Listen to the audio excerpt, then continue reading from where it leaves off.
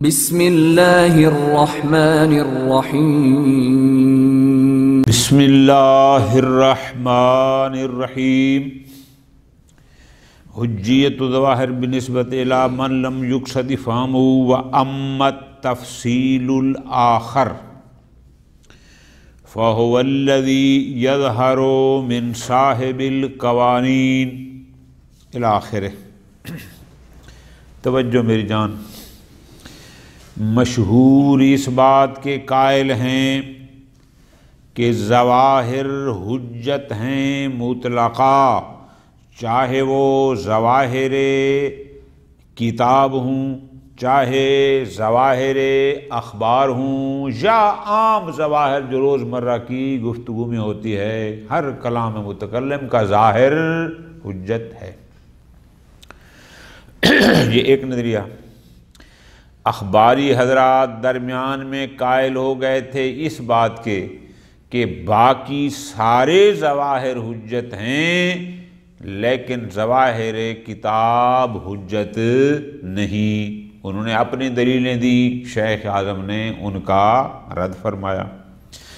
آج تیسرا نظریہ صاحب قوانین محقق قمی رحمۃ اللہ علیہ کا، یہ فرماتے ہیں کہ ظواہر حجت ہیں، لیکن ان کے لیے جو مقصود بالافہام ہوں، جو مقصود بالافہام نہیں ہیں، ان کے لیے ظواہر حجت نہیں۔ توجہ میری جان، اب اس کو غور سے سننا ہے۔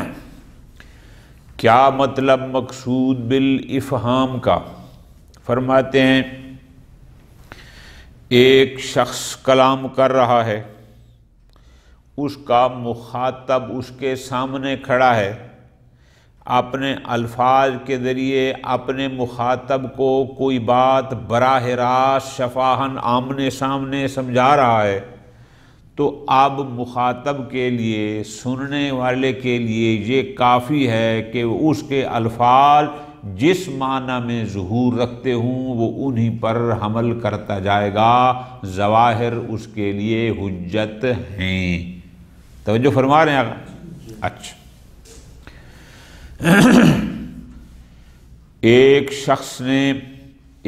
شخص سے سوال کیا، مجیب نے سائل کے سوال کا جواب دیا، جس کو جواب دیا ہے وہ مجیب کے الفاظ کو ظواہر پر حمل کر سکتا ہے، اس کے لیے ظواہر حجت ہیں۔ ٹھیک ہو گیا جان؟ حتیٰ کہ آگے فرماتے ہیں، توجہ کرنے آپ، بالکل آسان سی باتیں ہیں، بالکل آسان سی۔ حتیٰ کہ ایک شخص کتاب لکھتا ہے، اور وہ کتاب کوئی مخصوص افراد کے لیے نہیں، ہر ایک کے لیے۔ سمجھ آ گئی بات کی نا؟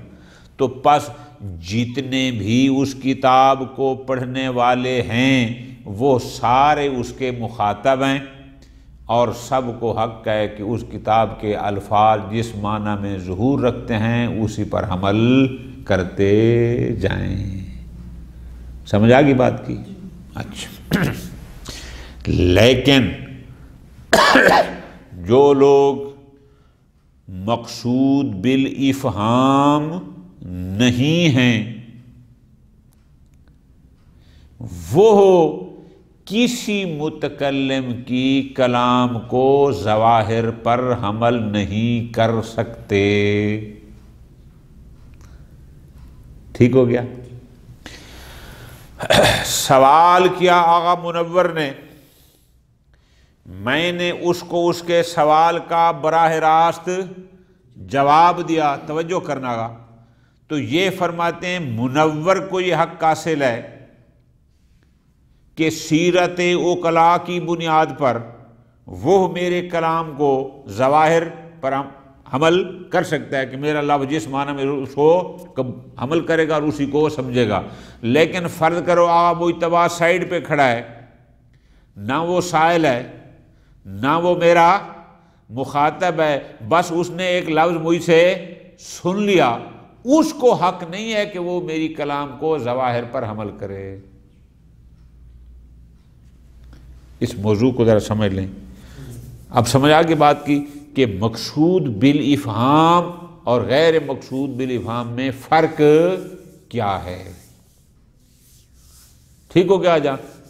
تو محقق قمی کیا فرماتے ہیں کہ جو مقصود بالافہام ہیں وہ ظواہر ان کے لیے حجت ہے، وہ اس کے کلام کو ظاہر پر حمل کر سکتے ہیں. جو مقصود بالافہام نہیں ہیں وہ ان ظواہر پر حمل بھی.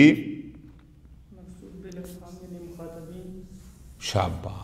یعنی متکلم جس کو اپنی بات سمجھانا چاہ رہا ہے وہ متکلم کی کلام کو ظاہر پر حمل کر سکتے ہیں، اس کے ظواہر حجت ہیں.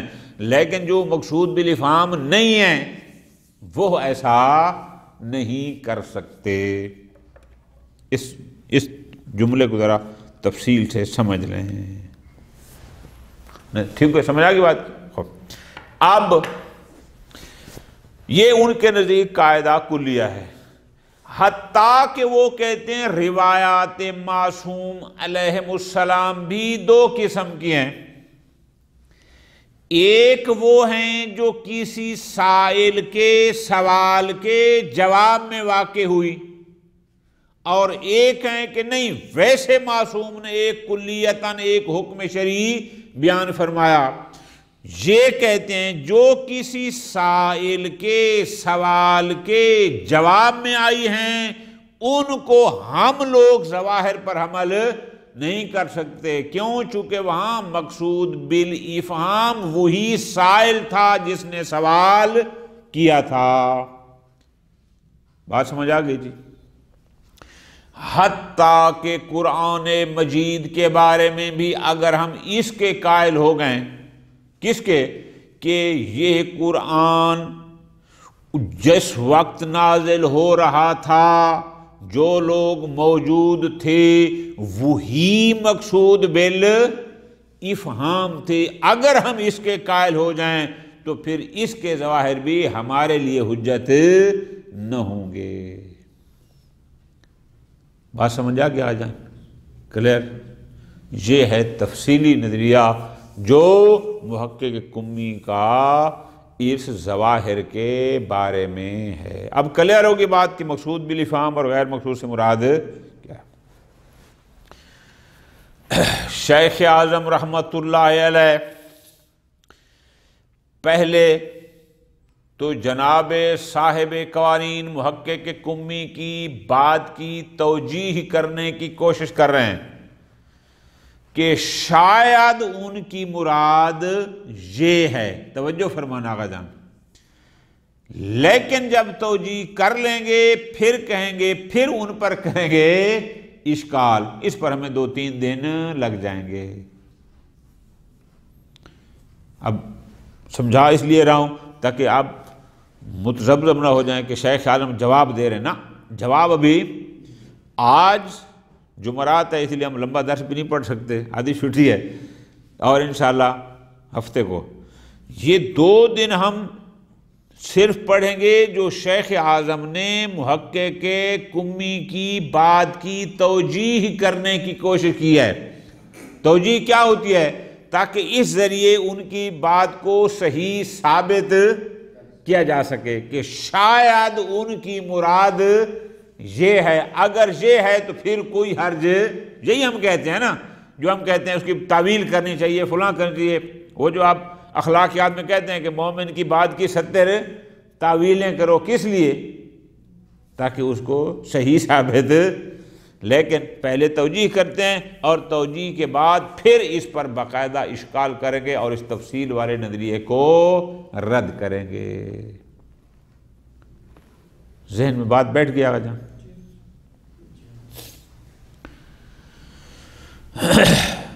توجیہ تھوڑا سا حصہ آج پڑھتے ہیں کہ ممکن ہے کہ یہ جو صاحب محقق قمی رحمۃ اللہ علیہ اس تفصیل کے قائل ہو گئے، شاید اس کی وجہ یہ ہو، توجہ رکھنی آگا، لطف آئے گا، کہ جب ایک مخاطب متکلم کے سامنے کھڑا ہو لطف لینا ہے، تو وہ کہتے ہیں کہ اس مخاطب کے لیے اس کی کلام کو ظاہر پر حمل کرنا صحیح ہے اور ظواہر اس کے لیے حجت ہیں۔ کیوں؟ چونکہ خلاف ظاہر اگر مراد ہوتی تو اس کی دو وجہ ہو سکتی ہیں۔ کون سی؟ یا متکلم خلاف مراد پر قرینہ لگانے سے غافل ہو گیا ہو، نکتہ سمجھ آئی نا؟ یعنی متکلم کو خیال ہی نہ رہا کہ میں قرینہ لگا دوں تاکہ مخاطب وہ نہ سمجھے جو ظاہر ہے بلکہ خلاف ظاہر کو سمجھے، اور وہ قرینہ لگانے سے غافل ہو گیا ہو، یہ وجہ ہو سکتی ہے۔ یا مخاطب غفلت میں ہو کہ اس نے تو قرینہ لگایا لیکن مخاطب اپنی غفلت کی بنیاد پر اس قرینے کو نہ سمجھ سکا، متوجہ نہ ہوا۔ توجہ آقا جان، تو یہ دو وجہ ہو سکتی ہیں کہ جس کی بنیاد پر کہا جائے کہ ظواہر حجت نہیں، کلام کو ظاہر پر حمل۔ لیکن عقلائے عالم کا طریقہ کیا ہے؟ وہ ایسی غفلت کی پرواہ نہیں کرتے، اس کو کوئی اہمیت نہیں دیتے، اور کہتے ہیں اصل عدم غفلت ہے، اس لیے کہ جب بھی عقلاء کا طریقہ، توجہ میری جان، عقلاء کا طریقہ کیا ہے کہ جب بھی ایک متکلم عاقل و دانا کوئی گفتگو کرتا ہے تو وہ ان سارے پہلوؤں کو سامنے رکھ کر کرتا ہے کہ اگر خلاف ظاہر مراد لینا ہے تو اس پر باقاعدہ قرینہ لگاتا ہے، اور اگر ظاہر مراد ہو تو پھر قرینہ لگانے کی ضرورت محسوس نہیں کرتا۔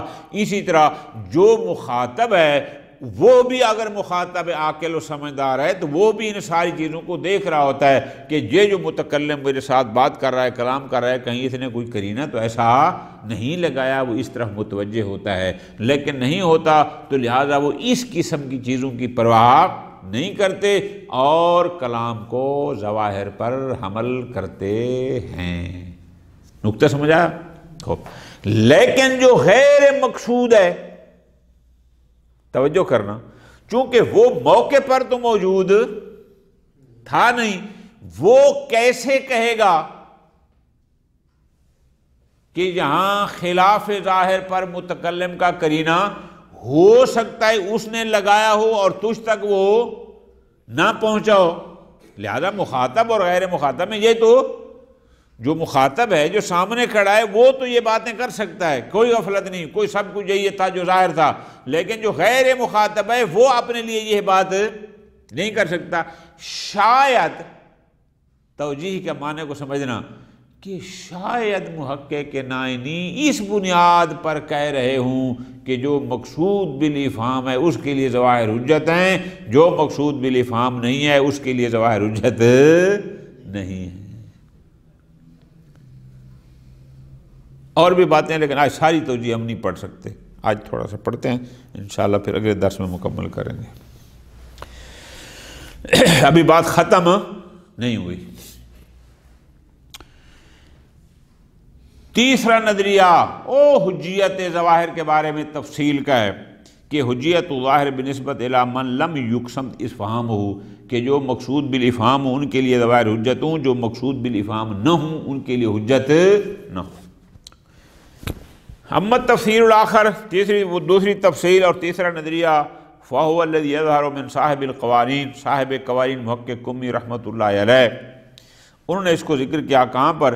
فی آخر مسئلۃ حجیت الکتاب وفی اول مسئلۃ الاجتہاد وات، ان کی قوانین الاصول کی 2 جلدیں ہیں، پہلی جلد میں ظواہر کتاب پر بات کی، حجیت کتاب پر، دوسری میں اجتہاد تقلید، پھر وہاں پر یہ بات کیا ہے۔ اچھا وہ کیا فرماتے ہیں؟ تفصیل، ہمیں تفصیل سے غرض ہے، وہ یہ ہے، فرماتے ہیں محقق قمی فرماتے ہیں الفرق بین من قصد افہامہ بالکلام، کہ فرق ہے کہ ایک وہ ہے جو کلام سے جو مقصود بالافہام ہے، یعنی متکلم نے اپنی کلام سے اس کو سمجھانا کا قصد کیا ہے، چاہا ہے، وہ مقصود بالافہام ہے، براہ راست جو براہ راست، اب لفظی ترجمے سے ہٹ کر معاہد ترجمہ کرتے ہیں نا، جو براہ راست متکلم کی کلام سے مقصود بالافہام ہے، فالظاہر حجت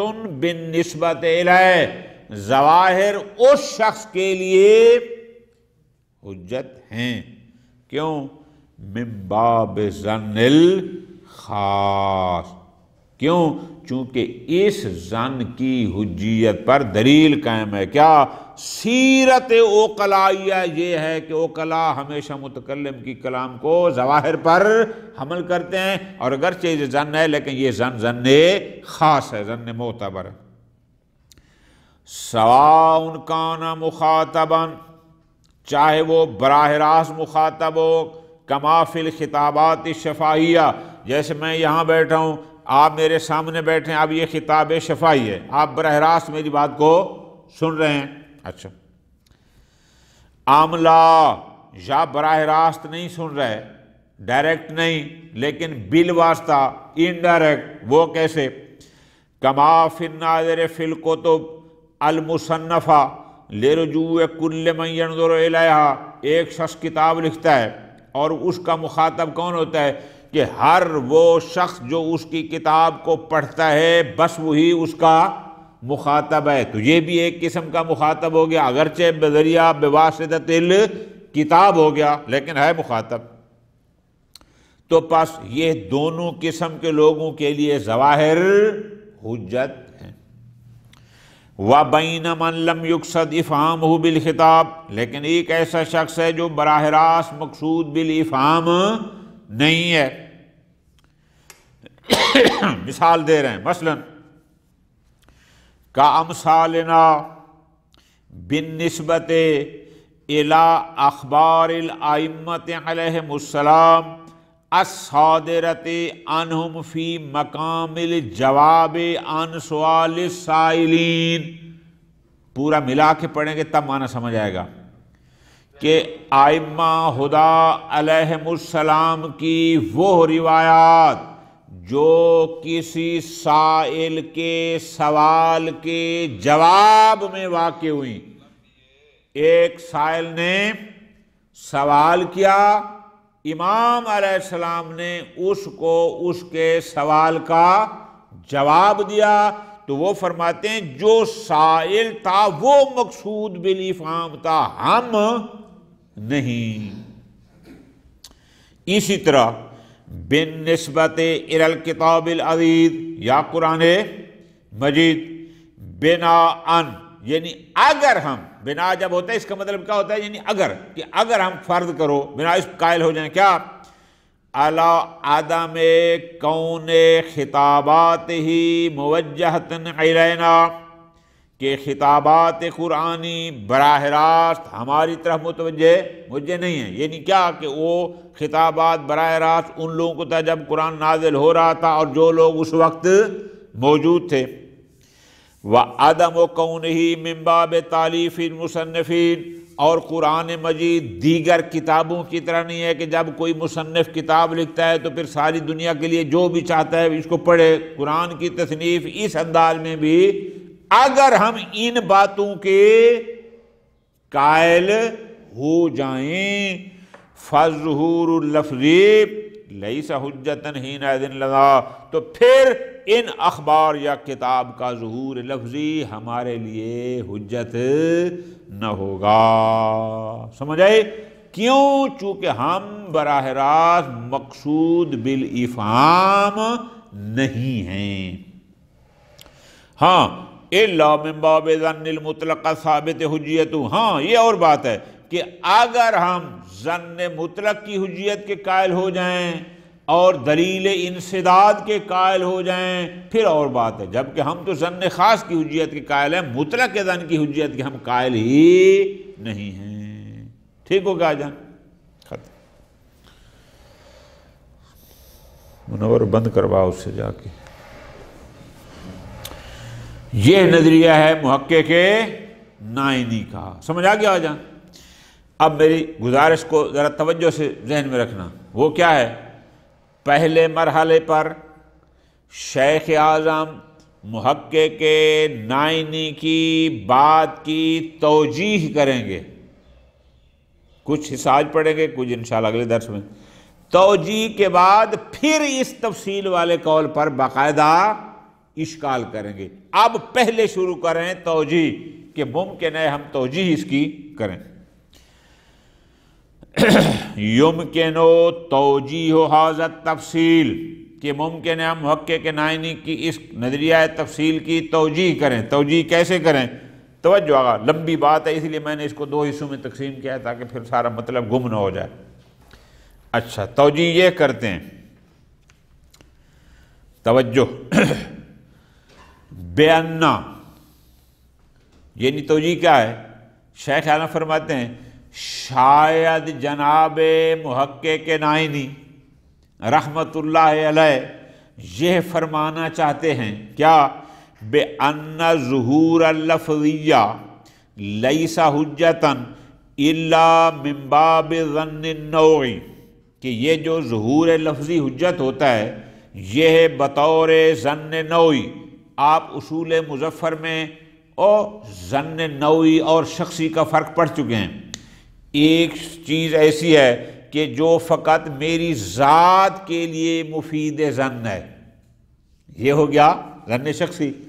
ایک ہے کہ نہیں، ایک ایسی بات کہ جس سے نوع انسانیت کو، عام لوگوں کو اس کو باعث ظن ہوتا ہے۔ توجہ فرما رہے ہیں نا، وہ ہوتا ہے ظن، کہ وہ فرماتے ہیں یہ جو ہم ظہور لفظی کی حجت کے قائل ہیں، ہم جو کہتے ہیں کہ ظواہر حجت ہیں، یہ من باب ظن نوعی۔ ظن نوعی کیا ہوتا ہے؟ یعنی بغیر کسی قرینے کے، بغیر کسی خارجی چیز کے، بس اگر وہ لفظ ہو تو وہ اس معنی میں ظہور رکھتا ہے، یعنی جو بھی سنے گا اس کو وہی سمجھ آئے گا، اس کو کہتے ہیں ظن نوعی۔ کیا مطلب؟ یعنی فرماتے ہیں ظن سماعت کیا ہے؟ فرماتے ہیں ظن نوعی کا مطلب ہے کون اللفظ بنفس، کہ متکلم کی کلام میں استعمال کیے گئے الفاظ بنفس ہی، یعنی بذات ہی وہ الفاظ ایسے ہیں کہ لو خلیا و تبو، یعنی کوئی ان کے ساتھ قرینہ خارجیہ نہ ہو، لفظ من حیث لفظ ایسا ہے کہ مفیداً للظن بالمراد، جو مفید ہے کہ ہمیں مراد متکلم کی کا ظن حاصل ہو جاتا ہے۔ یعنی ایک لفظ بغیر قرینے کے بھی مراد متکلم کے لیے ظن آور ہو، ایسے ظہور کو کہتے ہیں کہ یہ ظن نوعی ہے، اور الفاظ کا ظہور حجت ہے من باب ظن۔ اب اس کو ملائیں گے تو آپ کو بڑا لطف آئے گا۔ کیا؟ یعنی وہ فرماتے ہیں کہ یہ الفاظ اس لیے حجت ہیں چونکہ یہ نوعاً ظن آور ہوتے ہیں مراد متکلم کے لیے، اور عام متکلم ایسے الفاظ کا استعمال کرتا ہے۔ خوب، اب ذرا غور کرو، فرماتے ہیں فَإِذَا كَانَ مَقْصُودُ الْمُتَكَلِّمِ مِنَ الْكَلَامِ، پس اگر کلام سے مقصود متکلم کیا ہو؟ اگر مقصود متکلم یہ ہو کہ افہام من یقصد افہام ہو، کہ جس کو وہ سمجھانا چاہتا ہے اسی کو، مراد سمجھ آئی نا، کہ میرے سامنے بس آغا منور ہیں اور میں آغا منور کو ہی ایک بات سمجھانا چاہتا ہوں، تو اب نتیجہ کیا ہے؟ یجب علیہ، یعنی متکلم پر واجب ہے، بہت لطف لینا ہے، القاء الکلام علی وجہ، کہ متکلم اس انداز میں اپنے اس مقصود بالافہام کے سامنے اپنی کلام کرے، اپنی گفتگو ایسی کرے کہ لا یقع معہ الملکہ الیہ فی خلاف المراد، کہ اس کی اس انداز کے ساتھ، سمجھ آ گئی بات، انداز کے ساتھ جو مخاطب ہے وہ خلاف مراد میں واقع نہ ہو۔ یہ ہے لفظی ترجمہ، آپ لیں مرادی ترجمہ۔ متکلم کو چاہیے کہ وہ مخاطب کے سامنے ایسے انداز میں کلام کرے کہ اس کا مخاطب اس کے مراد کے خلاف کا شکار نہ ہو کہ جو متکلم چاہتا ہے مخاطب بھی وہی سمجھے، اس کے مراد کے خلاف کو نہ سمجھے، یہ لازم ہے۔ نقطہ سمجھ آ گیا جائے؟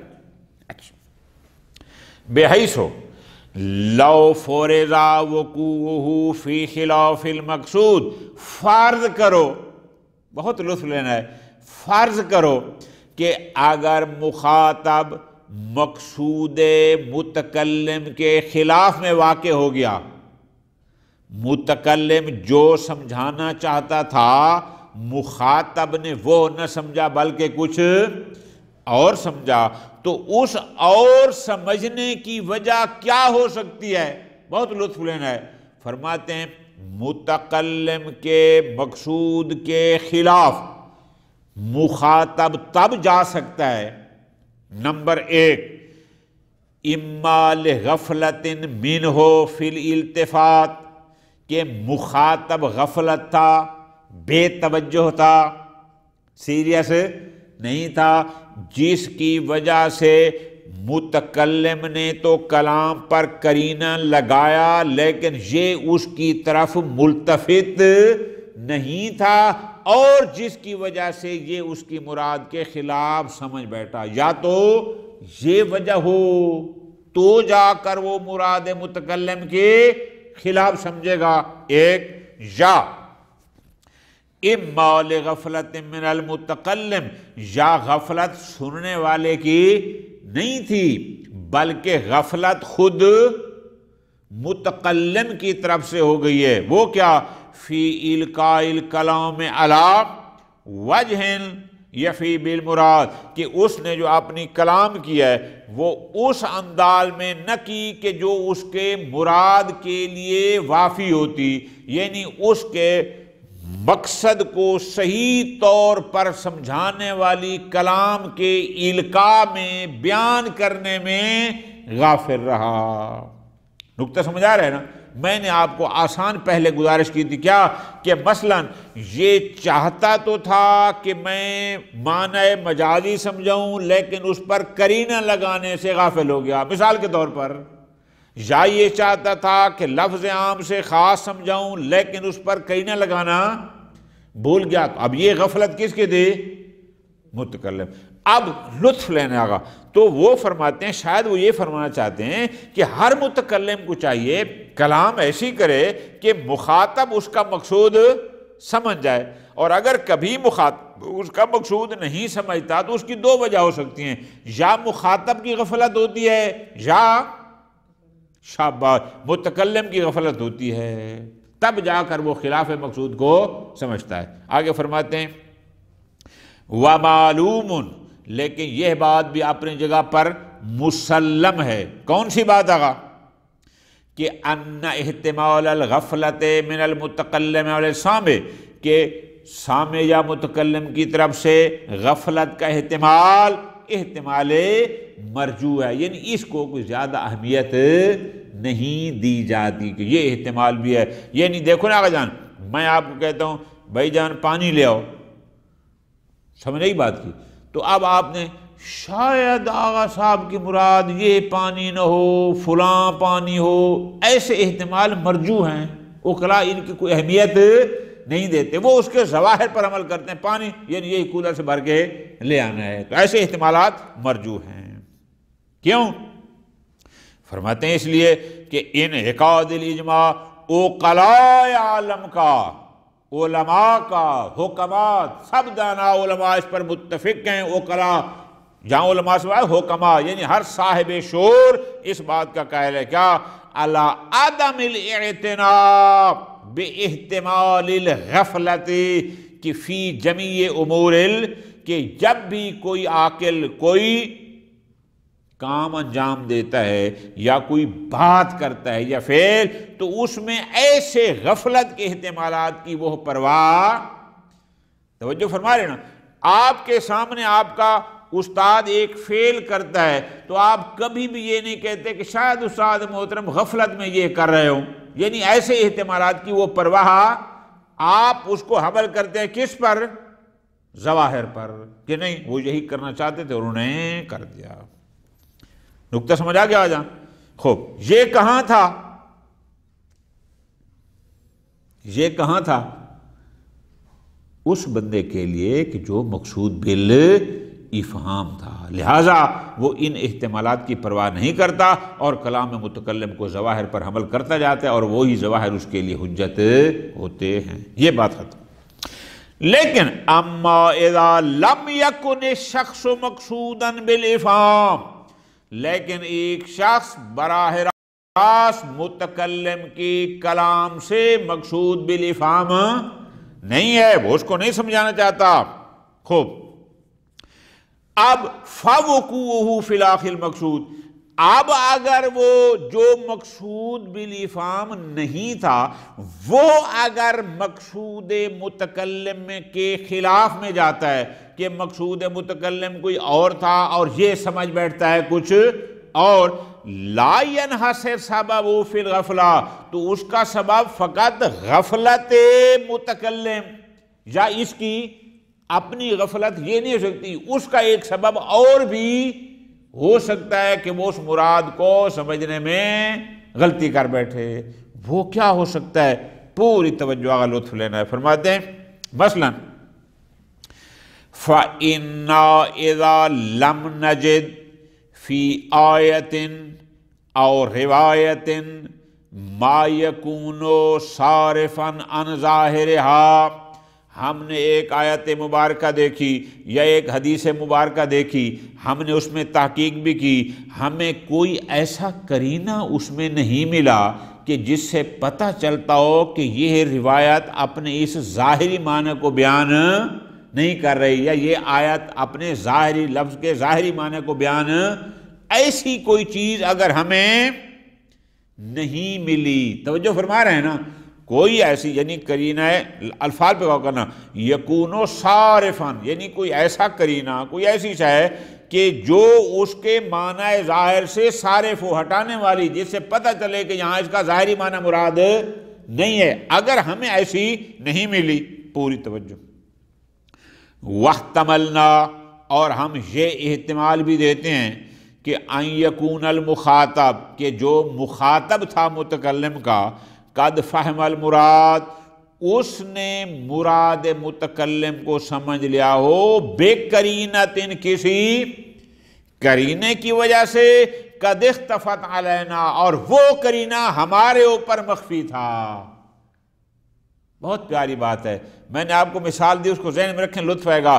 منور میرے سامنے تھا، میں نے ایک بات اس کو کی، آپ دور کھڑے تھے، آپ نے میرے لفظ سمجھے، اب ہو سکتا ہے کہ آپ وہ نہ سمجھیں جو میں بیان کرنا چاہتا ہوں، وہ سمجھ جائے جو میں بیان کرنا چاہتا ہوں۔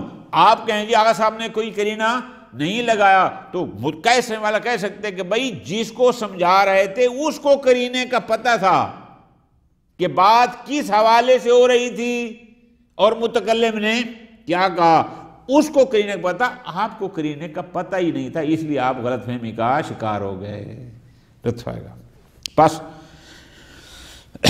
فلا یکون ھذا الاحتمال، اب یہ جو احتمال ہے کہ ممکن ہے قرینہ اس مخاطب جو مقصود بالافہام تھا اس کے پاس ہو، جو مقصود بالافہام نہیں تھا اس کو اس قرینے کا پتہ ہی نہ ہو، تو اسی غلطی کا اب فرماتے ہیں یہ احتمال، فلا یکون ھذا الاحتمال لاجل غفلت، اب نہ یہ غفلت متکلم کی بنیاد پر تھا اور نہ ہی جو مقصود بالافہام نہیں ہے ان کی کسی غفلت کی بنیاد پر نہیں تھا۔ کیوں؟ اس لیے لطف لینے آگا، اس لیے لا یجب علی المتکلم الا نصب القرینہ لمن یقصد افہامہ، بھائی متکلم پر واجب ہے جس کو سمجھانا چاہتا ہے اس کے لیے وہ قرینے قائم کرے، جن کو وہ سمجھانا نہیں چاہتا ان قرینے لانا متکلم کی ذمہ داری۔ میں نے بات سمجھائی آقا منور کو، لطف لینا ہے، تو میری ذمہ ہے کہ میں اگر کوئی خاص معنی مراد لینا ہے تو قرینہ لگاؤں جس کا اس کو پتہ ہو۔ آپ دور کھڑے سن رہے ہیں، آپ تک میرے الفاظ پہنچ گئے، تو میرے اوپر یہ لازم نہیں کہ میں آپ کے لیے بھی قرینہ لگاؤں، چونکہ آپ میرا مقصود بالافہام ہی نہیں ہے۔ ٹھیک ہو گیا جی؟ ابھی بات چلے گی انشاءاللہ۔ وصلی اللہ علی محمد وعلی محمد۔